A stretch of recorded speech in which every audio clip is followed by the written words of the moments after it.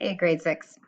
This is my first Screenomatic video. And so what I want to do is I want to show you today how to unsubscribe from emails that you might be getting. So Jody from Kitchen Table Classrooms, she's the one that gave us that free course, the Easy Digital Design for Kids course.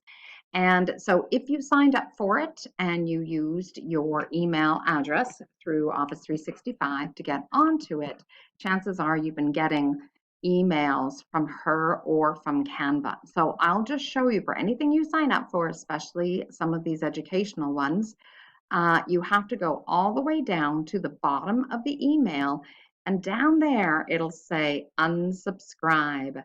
So when you click on that, it'll take you to another kind of site, and you might have to confirm that you've unsubscribed, or it might have unsubscription services from Cisco. That's if you're on the school computers, and that's it. You are unsubscribed. Okay, and that is how you do that.